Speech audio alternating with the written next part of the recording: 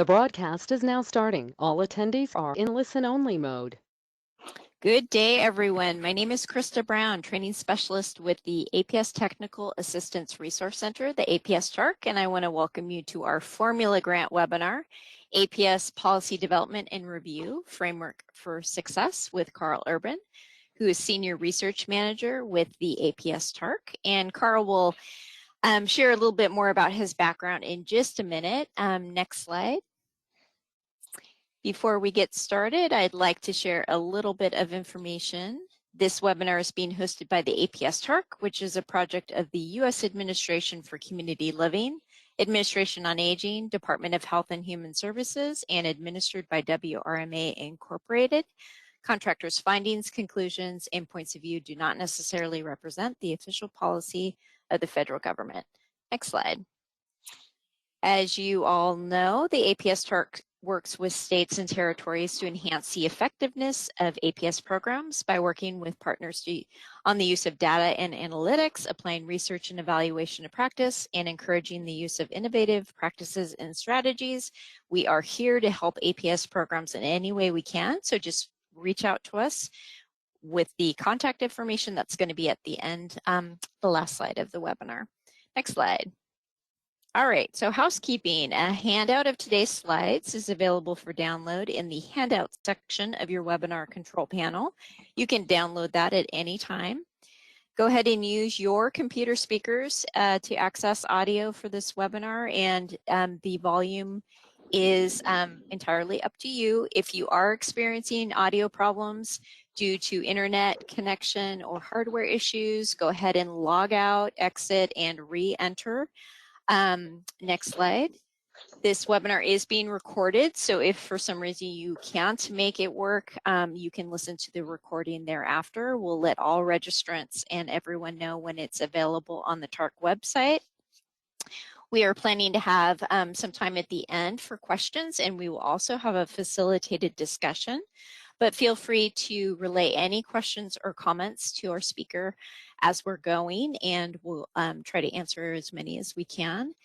And then last but not least, all attendees will receive an automatically generated email in about 24 hours with a link to get your certificate of attendance. And please go ahead and take that webinar survey at the end. We really like to hear from you, and we get great ideas from you as well. So, okay. Next slide. All right, I'm going to hand it over to Carl, and I'll probably be launching the first poll. So there you go. So good afternoon, everybody. So we're going to talk about policy today. And so we want to get some sense of who you guys are. So here's our first poll question. The responses are: I'm the boss, I'm the program specialist that writes it, I'm the trainer that teaches it, I'm field staff that uses it, or I'm something else. If you're something else, you might put that in the questions box for us, just so we can see who you are. Krista, go ahead. All right, I launched, and we are getting responses. Oh, I'm not seeing them. I forget that that's in web. Yeah, okay. That is okay. We'll let it go a couple more seconds. We're almost at that 75% mark, which I like. Go ahead and cast your vote.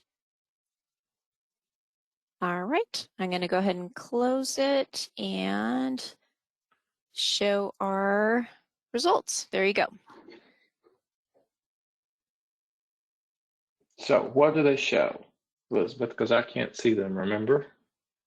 Oh, you can't. Okay, so what they show is about 24% of our participants are the manager that approves it, 41 are the specialist that writes it, and about 35 are the other, and we have QA manager and also both training and policy for other. So the biggest one is I'm the program specialist that writes it. So yes, good to know. So we got another question.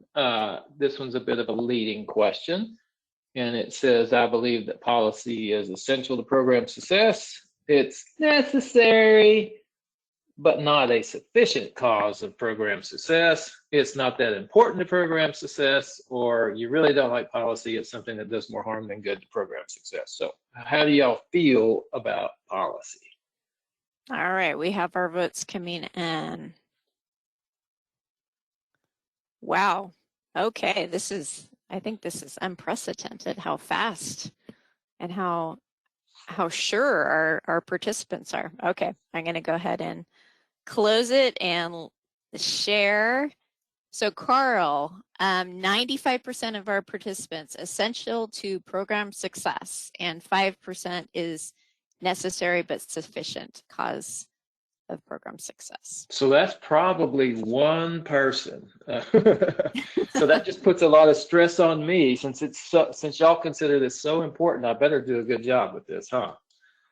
So let's talk about what we are going to do today. So we're going to talk about the nature of policy. We're going to try to give you a strategic framework to think about how it works in state government, how you develop policy, and then within that framework, how you implement it, how you actually use it and review it and revise it, all of which is geared to that APS TARC mission of improving program effectiveness. So you can see some of the things over on the right side of your screen there that we're going to specifically talk about.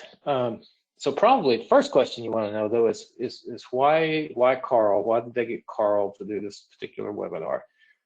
So I'm kind of the policy geek, if we have such a thing, on the APS TARC. I do have a master's degree in public policy from the LBJ School at the Lyndon B. Johnson School of Public Affairs at the University of Texas at Austin. Woohoo, hook 'em horns, right? Probably more importantly, I worked for Texas state government for 25 years in a wide range of policy positions throughout the years, from conducting lowly research as an intern to being the assistant commissioner for adult protective services. And like I said, that was sort of at all levels of the policymaking progress, from helping to write parts of Chapter 48 of the Human Resources Code and working with the Texas legislature for years. Not a lifestyle I recommend to anybody. To being the assistant commissioner that proves things, to working with our staff on writing the handbooks that drove the policy in the program. As we get started, I think I should acknowledge a couple of things. First is I would like to thank the APS TARC team who contributed a number of good ideas to this presentation. I would also like to thank Peter Hedgemassey from the state of Texas, who gave me kind of a real world review of an earlier version of this and helped me make some good changes.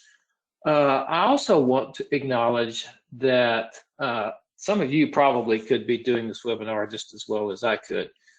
You have lots of great experience in this field, in this area. And so I think a key part of this whole webinar is when we get to the end and we have an opportunity to discuss some of the things, and you can agree, disagree, provide examples, tell us things that we did not think of. I'll prompt you a couple of times along the way, but as we go along the way with this, put stuff in the question box as we go, if you agree, disagree, and then we'll have a good discussion of all of it at the end. So we call this, not so humbly, the APS TARC model for successful APS programs.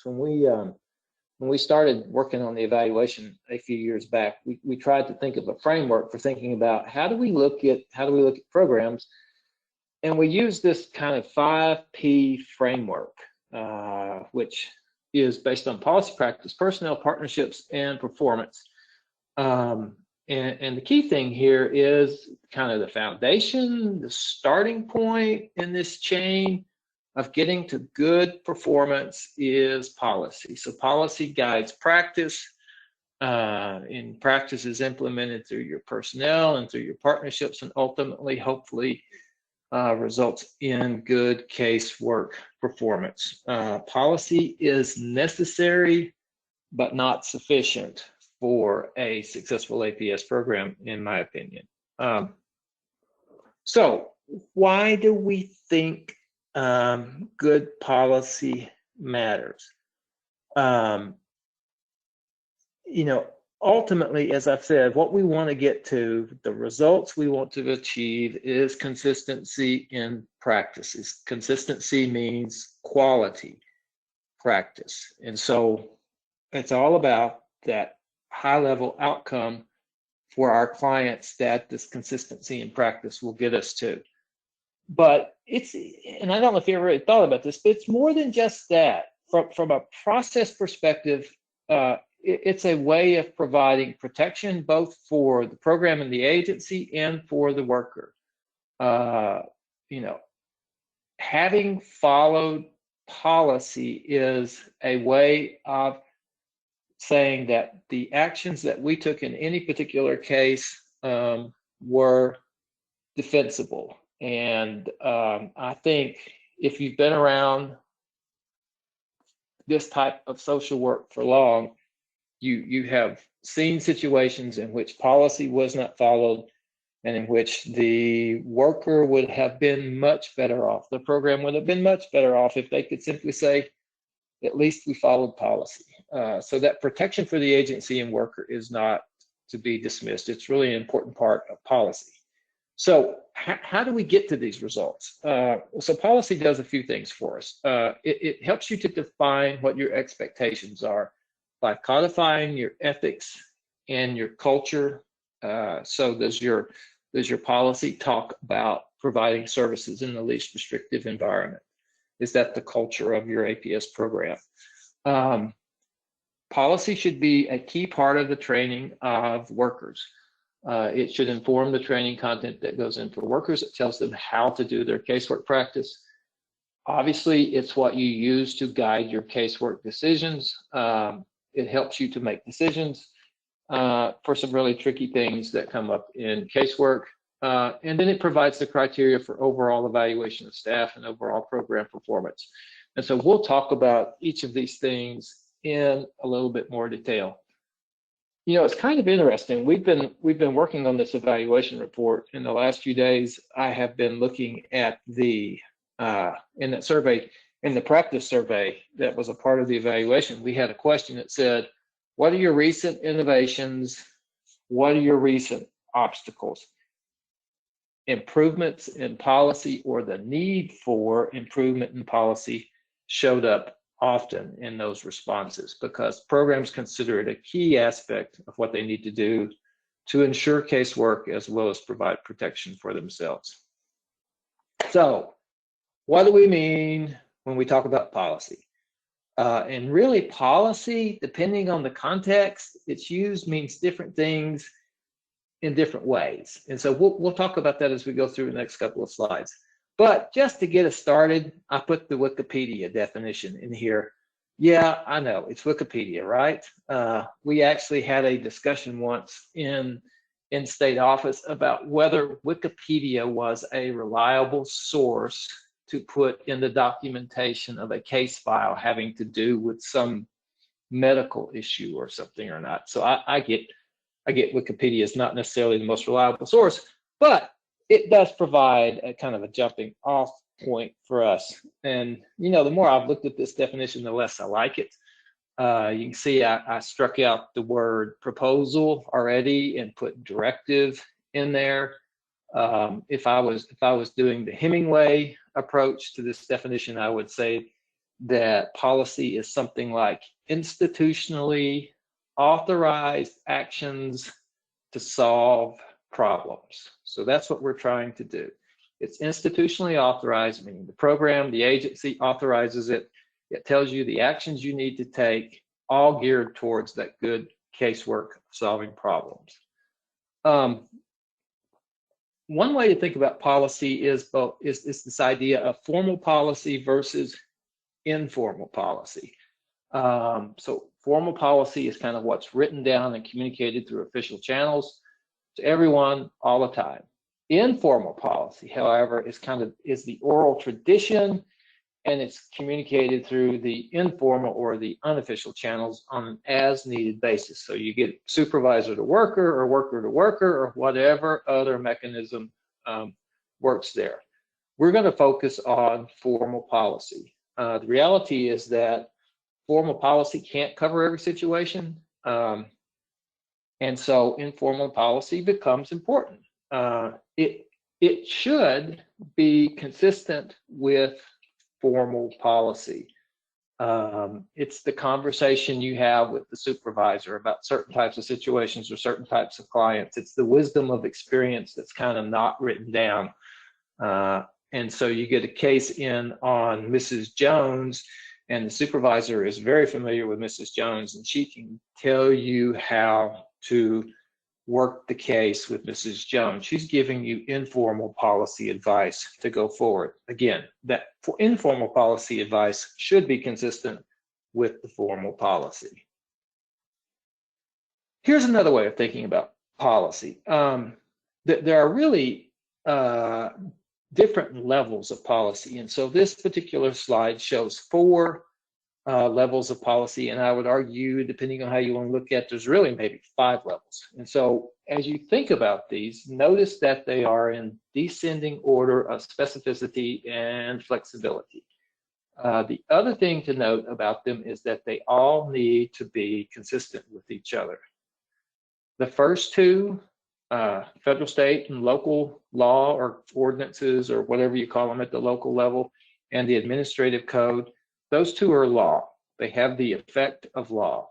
And so you work with your external stakeholders, your city council, your county administrators, your legislature to create the law, and you work with your stakeholders to review and comment on your administrative code. So they're very much driven by your external stakeholders. They should also be informed by your internal stakeholders, but they're decided by your external stakeholders.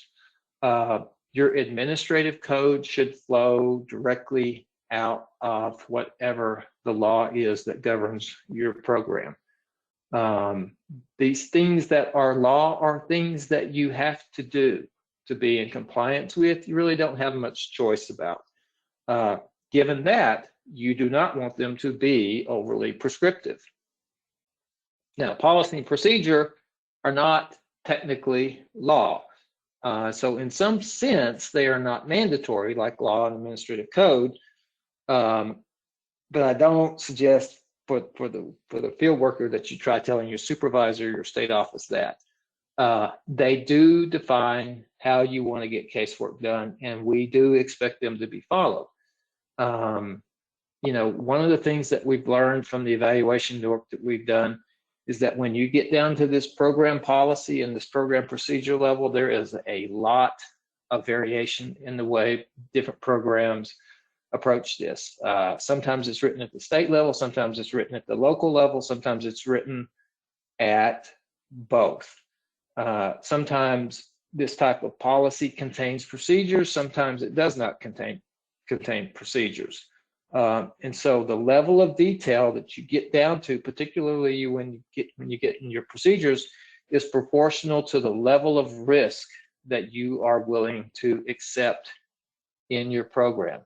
So for example, if you don't care how someone approaches a client's door, then you don't need procedures on this. However, if you want to ensure that the caseworker knocks and rings the doorbell and does certain things and waits maybe 3 minutes before leaving, then that should be spelled out in the procedures. So I said there were 4 definite, maybe 5.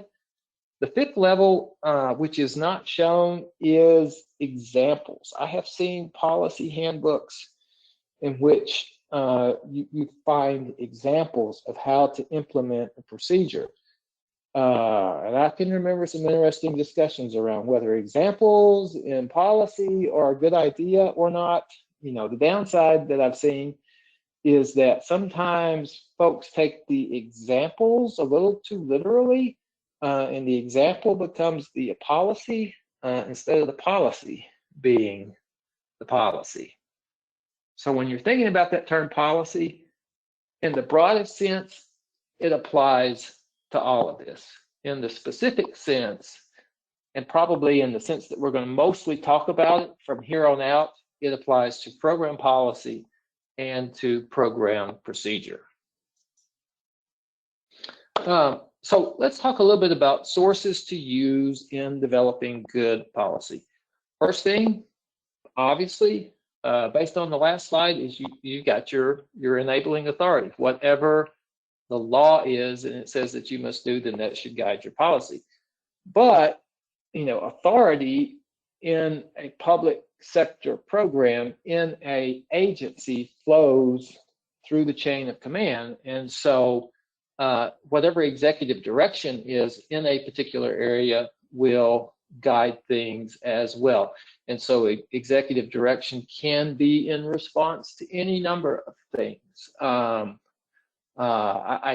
thinking about the question that came up in our listserv the other day about unannounced visits, and we got into a discussion about a case that was decided, a lawsuit that was decided before the Fifth Circuit Court in Texas called the Gates case.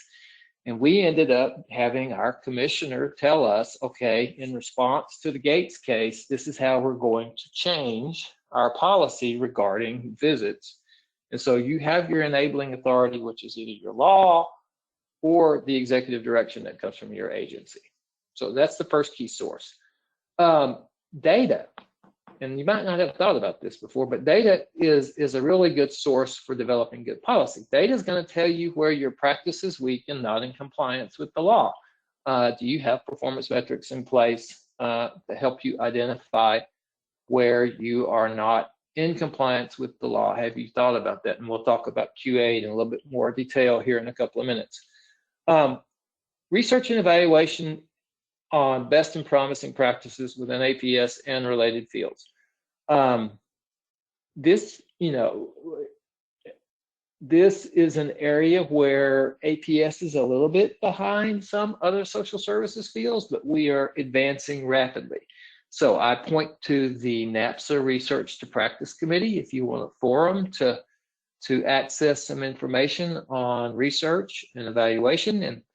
And so there is literature out there on best and promising practice that can help you figure out what I should consider in terms of the policy in my particular program.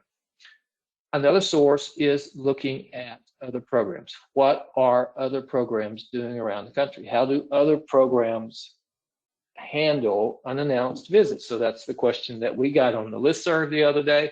It's one where you get responses back from other programs. And, our considered wisdom all together across the country can help inform the policy choices that we make. Critical to policy development is stakeholders. Stakeholders are going to have a very formalized role in developing administrative code kinds of things. Probably not as much of a formal role in developing policy handbook. That's where your internal stakeholders are going to become more important. I don't know what your policy development process is, but you should probably have a process in which you get input in making decisions about what your policy is, and probably a process in which you are getting some sort of review and comment on your policy before you finalize it, getting a real world set of eyes on it instead of just, say, a state office or a county office set of eyes on it. You have to use the other people in the agency that support your program to make it work. So agency partners. So for example, HR and IT, they need to be a part of your developing policy process. You can't put in place something in policy that your case management system is not going to be able to support. That's just kind of the reality of it. And then finally, and obviously, you need the input of your legal staff to make sure that what you're doing in policy is in fact consistent with law. Lawyers tend to think they know these kinds of things. So what are some sources to not use in making policy? So first thing I list here are other programs with different cultures or expected outcomes. Crime victims, CPS, Older Americans Act. Those are very different programs than APS. They have different cultures. They kind of have different processes. They have different expected outcomes. And so you don't use them to help make your policy. Those other agency partners I just mentioned, you should not use them to make your policy. You don't want to let IT tell you how to do things. And then the last one here is the one bad case, and this is a biggie. you know, we tend to be, as humans, people that overreact to things. And one bad case is one case. You don't want to make policy off of the one case. This is where data becomes important. You want to look at the trends and the patterns and not base your policy on your exceptional circumstances. So you're like, how can other agency partners be a source to inform making policy and be a source not to use making policy?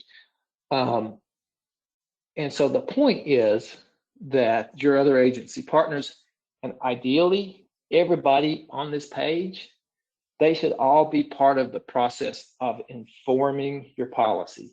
Even the one bad case should be part of the process of informing your policy. But what I'm saying is that these are not the things that should be determining your policy. These are just sources that should not be determining your policy, but perhaps informing it. I suspect you guys may have some ideas on some other sources that you should not use in making policy. So if you have any of those additional ideas, why don't you put them in the questions box, and we will circle back to them before we get through. So if those are the sources, okay, how do I get information to help me make good policy? And I list here a few things that are available for you. You know, in APS, we do not have federal regulations. So we have, if you go down that policy chain I showed earlier, you know, we have the Elder Justice Act. That's it. We got no administrative code at the federal level. What we do have are the National Voluntary Consensus Guidelines for APS systems. And so if you're thinking about those sources for good policy, the National Voluntary Consensus Guidelines are based on best practices. They literally did the research to say, what does the literature say is best practice? When they were writing those guidelines, they convened a bunch of APS stakeholders to say, all right, we're going to filter what the literature says, and we're going to consider what your informed wisdom is from your years of experience, and that's how those guidelines were developed.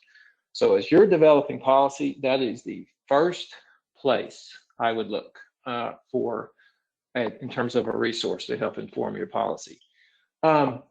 So another source to look at are adult maltreatment reports. One of the great things about NAMERS is that it collects information that helps you to understand what is going on in the other programming. And so when we're thinking about benchmarking, NAMERS is a good source for getting some sense of what is going on with other programs. However, it does not compare to the upcoming evaluation report that we are going to publish, if I don't die, later this year on the APS system. We've been working on this evaluation report. You guys have participated in helping us with the policy profiles part of it, helping us with the practice survey part of it, and we're going to publish all of it. Again, if I don't die, sometime later this year, and it's going to give you a wealth of information that you've never had before to do things like benchmarking yourselves with other APS programs. The APS TARC here is also here to help you. So the things that we have available to us kind of reflect the things over on the left side there under ACL. We've got NAMERS data, we've got the policy profiles from the evaluation, we've got all of the TA products that we have created, we've got the listserv, which I've already referenced, and we answer ad hoc questions through our liaison work with the states regarding policy things all of the time. Sometimes it's reflected to the whole world out there, and sometimes it's not reflected to the whole world out there.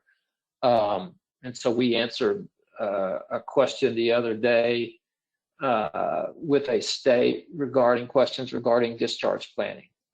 They were having issues with discharge planners in hospitals. We were able to help give them some information related to that. So hopefully they can figure out some policy to help guide their staff to do a better job in working with discharge planners in hospitals.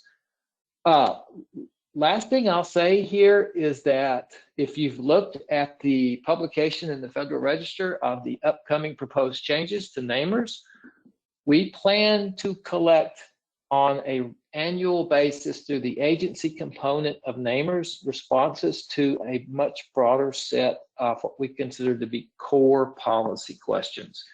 So instead of this ad hoc set of policy profiles that we developed, we can move to something more of a policy database in that. I encourage you to look at those questions in that agency component, because I will tell you it is a struggle to figure out how to ask policy questions in which all 50 states understand and can respond to from sort of the same perspective. So if you have a perspective that says this policy question makes no sense to my state, we would love to have that feedback from you as part of that updating of the namers system. How am I doing with time? Making policy useful. So, and this gets to that policy handbook kind of level that we were talking about before. How do we make sure that it's actually doing what it's supposed to do? So a few things to think about. First is you need to create a logical framework. It needs to be something that a caseworker can find and understand very easily to direct what they are going to do. That means it needs to be in some sort of logical framework. It needs to be written down. You need to, for certain key things, go from that informal to that formal policy. So you want to write it down in clear, simple language. That clear, simple language sounds great, hard to do, which is why you need to have some sort of, as you're developing your policy process for getting the stakeholder input, just like I asked for on those agency component questions, that simple language is hard to get to, but it's important to get to so folks understand what they are doing, because they're not going to remember it all from training. So when they get back to it in policy, they need to look at it, understand it. It needs to be available. If it's not available, it's not really doing much good. As it says here, at the touch of a button. With today's technology resources, you know, I can remember going to regional offices or going out in the field with staff and seeing them this 10, 15 years ago with these big notebooks that were 3 inches thick with the policy manual in them.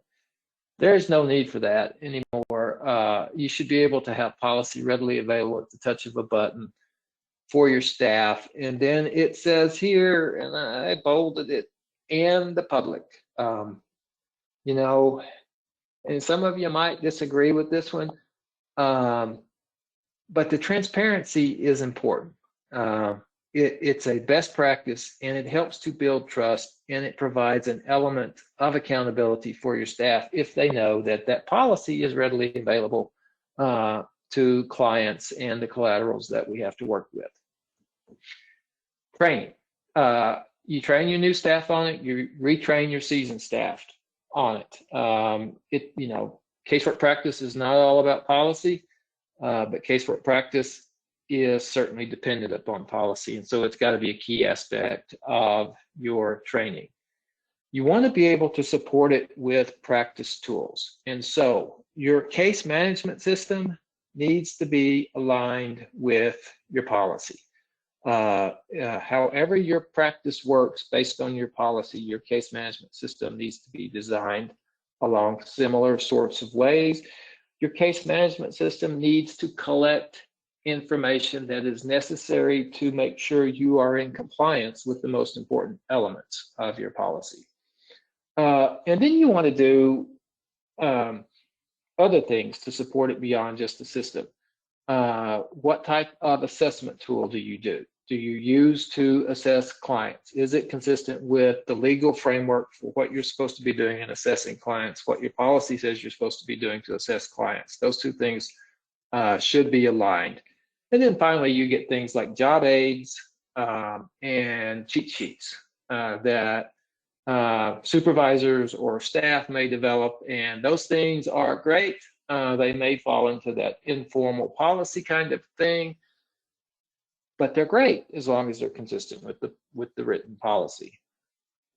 And then programs need to provide PA resources to support the policy, whether it's staff at the state office or at the county office. You know, somebody's got to be there to answer questions, because as hard as we try with the clear, simple language, we don't always succeed. So somebody needs to be there to interpret and to support it.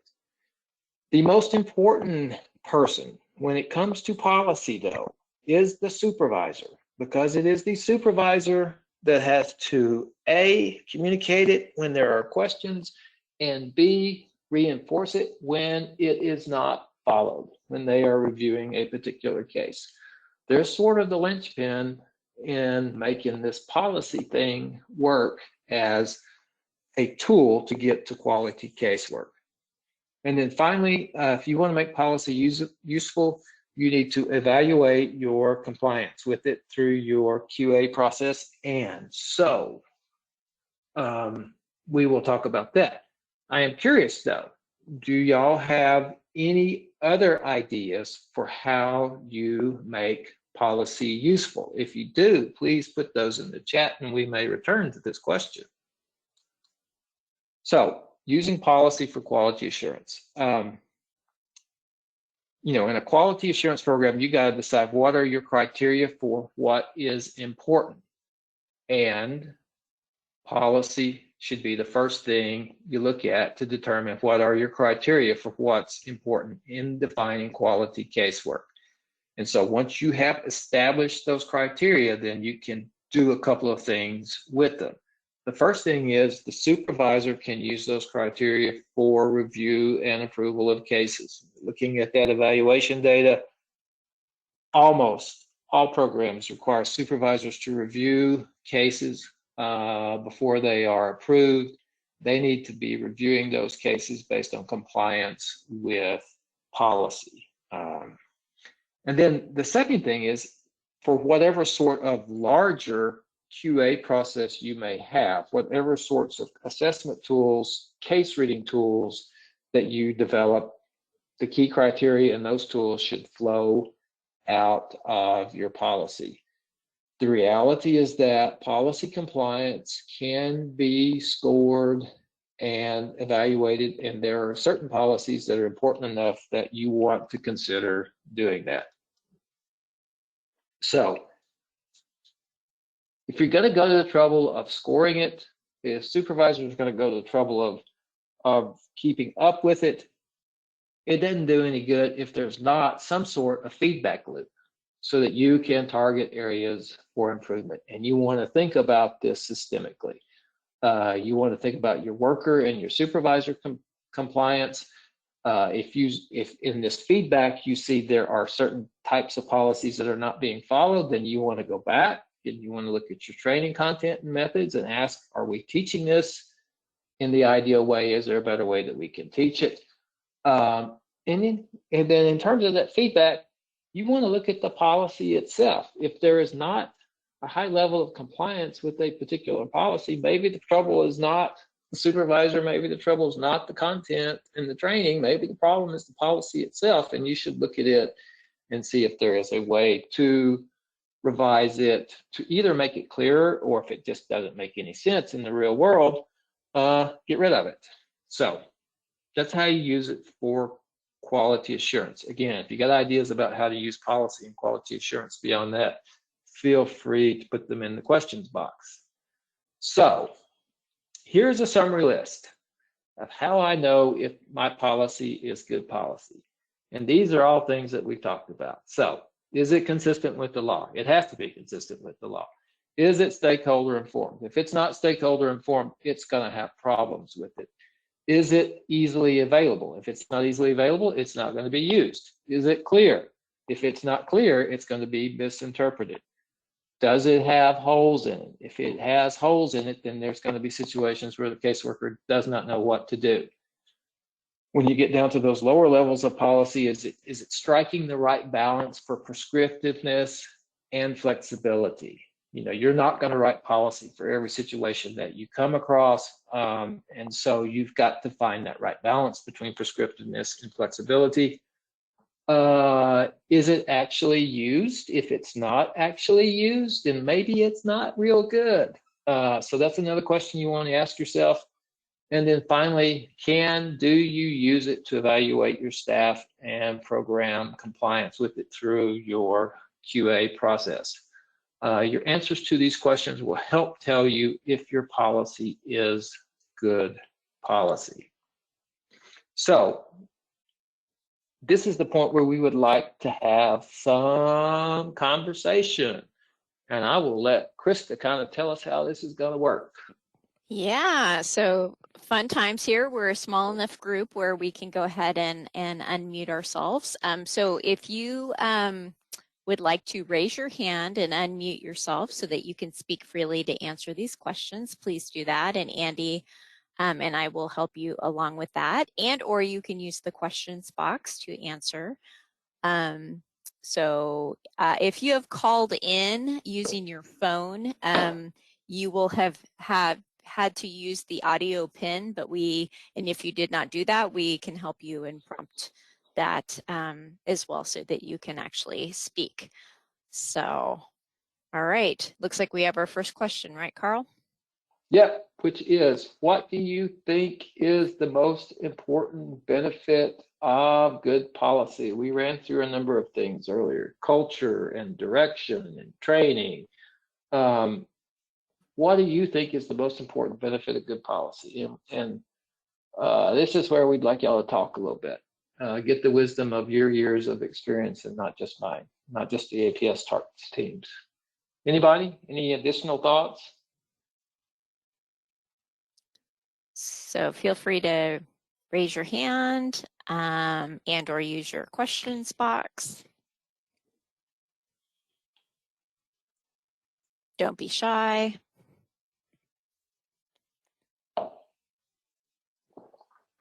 You all said it was essential. So why is it essential?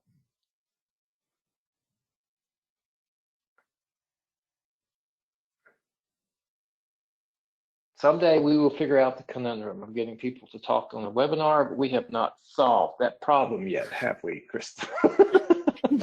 Not quite yet. Not quite yet. Okay, we've got some, okay, maybe not. The ability, that could be the inability to speak where you are. So we have policy in our questions box. Policy can help ensure that there is consistency of practice across the state. Thank you, Deborah. It provides a framework to support practice. Thanks, Dorian. Yep, that consistency part is really important.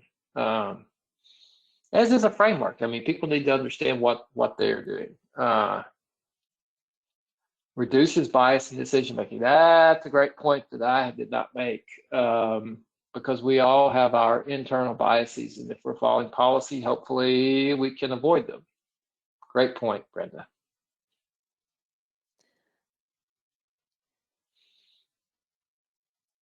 And then we have a comment from Ariel. One of the areas that's difficult to write policy for is documentation. It's hard to be clear about expectations. Yeah, that is true. Yeah,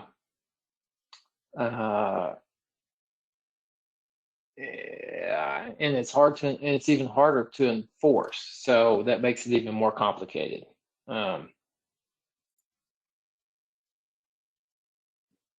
So Ellen's point about understanding the why, where, and the how is important as well. Policy, it's easy to get lost in the forest and not see the big picture. And policy is a way of reinforcing that big picture of the why things are. So that's a great point.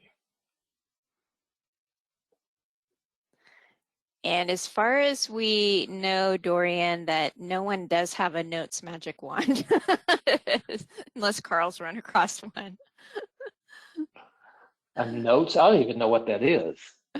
I think it's a documentations magic wand. Notes magic. Okay, so that's a way of doing documentation. Yeah. Checks and balances, yes, Joan, it does provide checks and balances.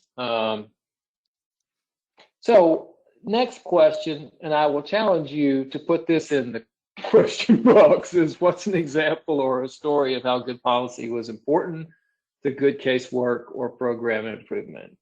Is there a time that policy saved your, you know what, because you were able to follow it? You were able to use it as a defense for what you're doing. Does anybody have a good story they would like to tell us about use of policy? Go ahead and raise that hand. And Julie, the comments are being shared in the questions, which means only the organizers can see. So we'll do our best to read them out loud. Anybody have a good story?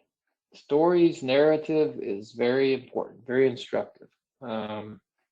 Started to try to think of a couple of good stories, and I incorporated a couple of things, but you guys have the better stories.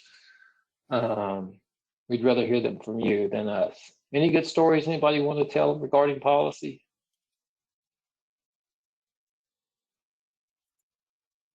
Oh, they're so shy.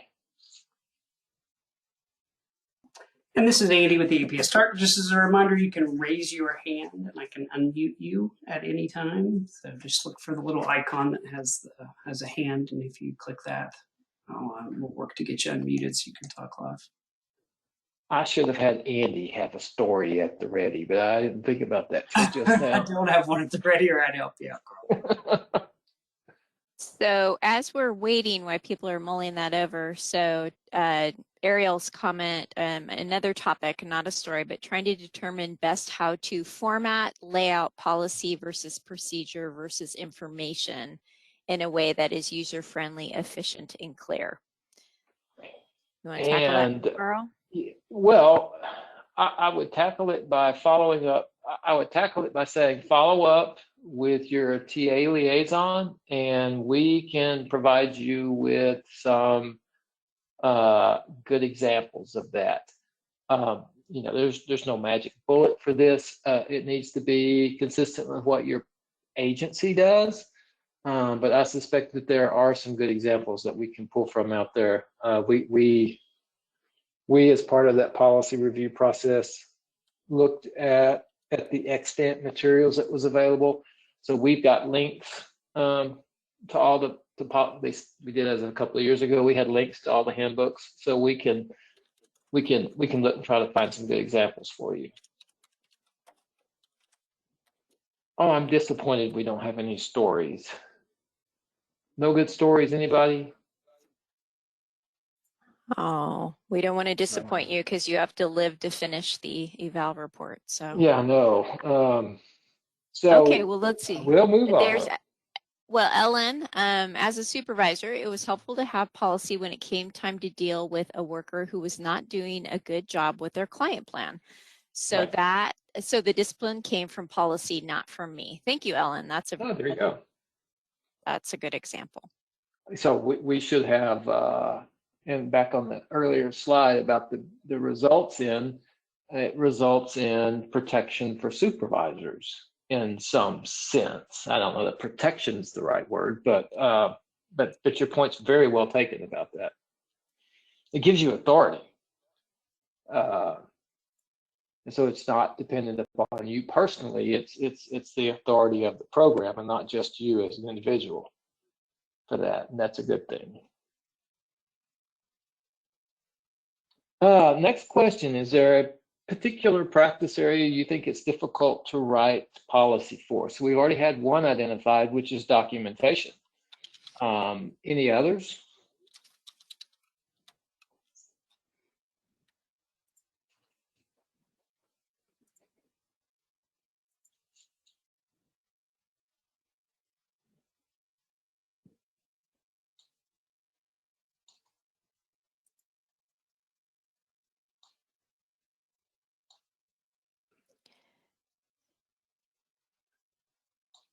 Dorian says cultural competency.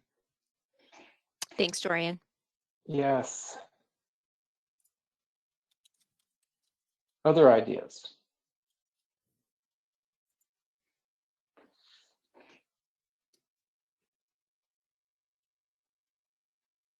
Oh, good point. Rebecca says, because APS has so much gray area, it is hard to write policy that will speak to every situation one will encounter.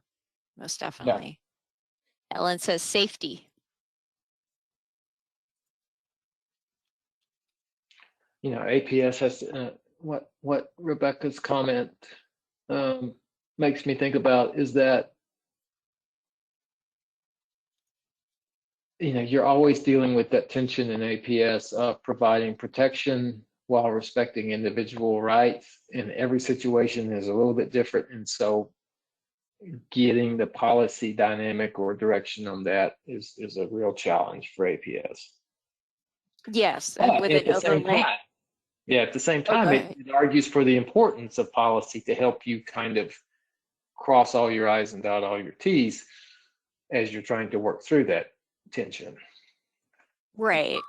I was just going to add, with an overlay of discerning the decision-making ability, you know, as well. So yeah, it gets And complex. Carl, this is Andy. I don't know if you'd agree with this or not, but I think when it comes to something like safety, you know, that's where you got to have really good training because of all those gray areas with safety to bolster the policy. Yeah. Yeah. Safety is one of those areas you want to address in policy, but policy is not going to be sufficient for all of the resources that you need to get there. So I absolutely would agree with that. I think COVID is showing us that, because there needed to be Yeah. procedure around how you even put on a mask appropriately, and you know, donning and doffing, all of those things that we weren't used to. Yeah, and COVID, I hadn't thought about this as an example, but COVID really created a need for some creative policy implementation, because you ended up with APS programs with statutes that you said you have to make contact with the client, generally interpreted to mean face-to-face contact with the client. So how are you consistent with your statute, yet at the same time providing safety and protection to your staff? And different programs work through that different ways from a policy perspective, we know. They sure did. Last couple of questions. Do you have any other sources or resources that you use for good policy? What are the barriers you face in implementing good policy? Any thoughts on those?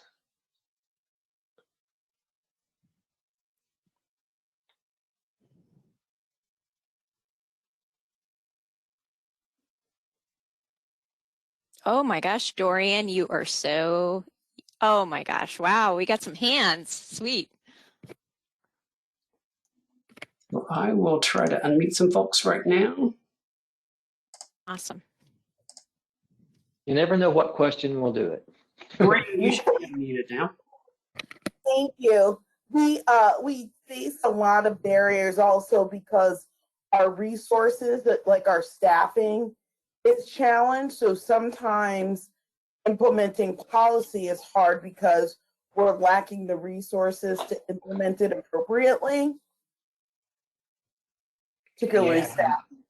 Yeah, that's a real, you want to write your policy to be ideal for what your casework is, to provide protection to the client, but you got to be realistic about your resources to do it as well. So, yeah, and so that gets into where you need to consider whether perhaps as you go down the policy change in terms of prescriptiveness and flexibility, you provide that flexibility to try different ways to address things based on the availability of resources. As harsh as that sounds, that's sometimes the reality of it though, right? Yeah, unfortunately, you know, I think the response time, you know, that becomes a challenge. Yeah. All right, it looks like we also have, we have several Nicoles, but Nicole Palmisano, I believe, had her hand raised. So Nicole, I've unmuted your line. If you want to unmute and ask your question live. Can you hear me? Yeah, we can hear you. Yes. Great. Hi, I'm Nicole Palmisano. I'm pretty new to APS, but I have a lot of policy experience from other programs, and I wanted to speak to one of the barriers, which kind of piggybacks off of the previous comments about not having resources. But good policy also requires a lot of stakeholders, and like you spoke, it requires input from varying people. And everyone's pretty busy. And so developing that in a timely way, in a timely manner, when you can get all that input and sign off, can be pretty challenging. Yeah, it does. Those supports that you need to have in place to get it written, to meet those clear, simple, direct kind of language it's easy for me to write on a slide deck. It's much harder for you to do in reality, I think. And I think So that's a great point. typically those types of subject matter experts or legal or contract, whatever authorities you might want to involve, have a lot of competing priorities that make reviewing a policy and providing input like possibly lower on the list than we would like. But I mean, not that it's inappropriate to just have competing priorities. Yeah.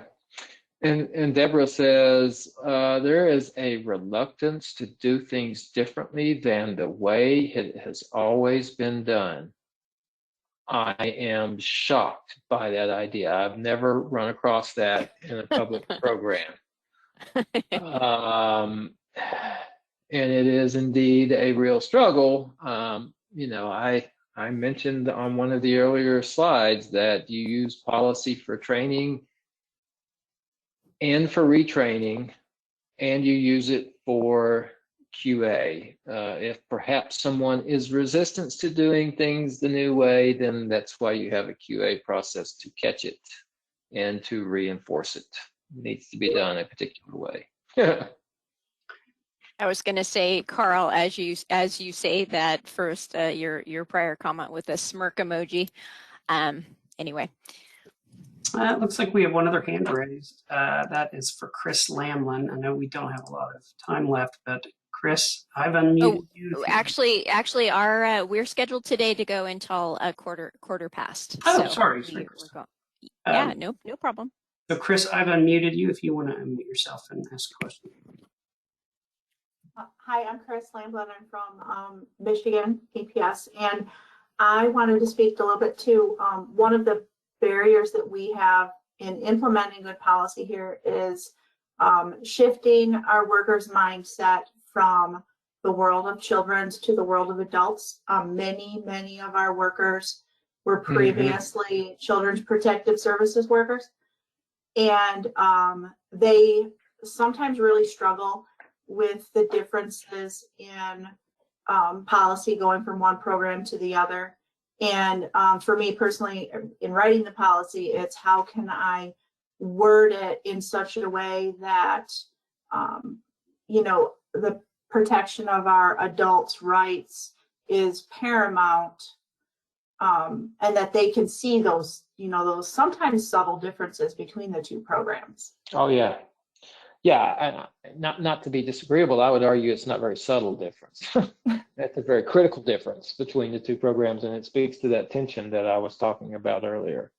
So that's a great example. So thank you for that.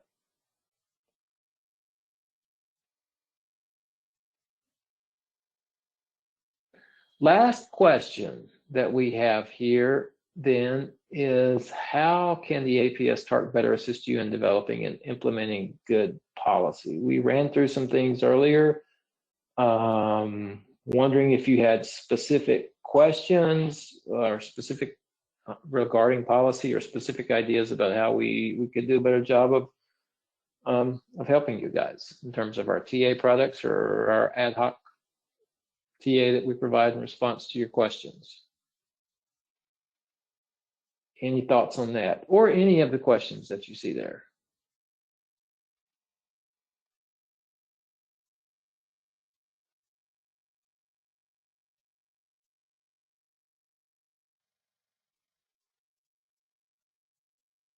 Looks like Dorian, you also raised your hand, so if you want to unmute yourself. Sure. So I just want to say that I find the materials that you guys have developed for us to be very helpful.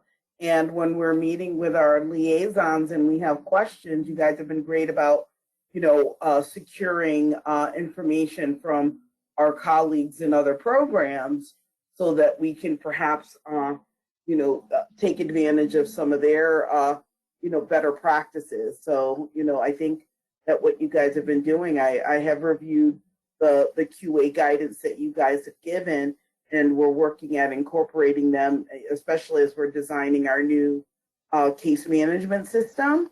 So I just say keep doing what you're doing, and when we ask for help, keep helping us.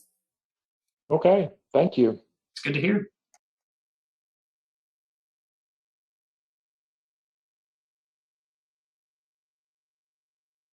Well, this isn't the only forum. So if you think of something after the fact, please feel free to email us at the TARC email or your TARC liaison. We are starting to plan for next fiscal year, so it's a good time to catch us.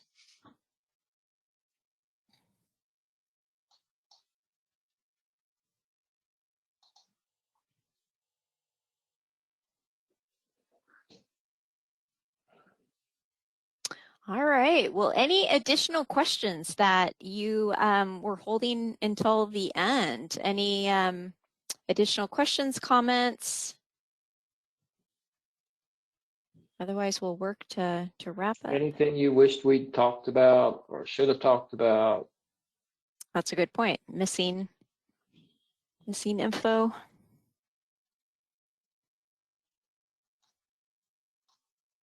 Well, with that said, here are the resources that we referenced earlier. We kind of gave you some links to them on this particular slide. If you need to know how to get a hold of the NAPSA Research to Practice Committee, reach out to me and I can make that connection for you. Otherwise, you've got links here for everything.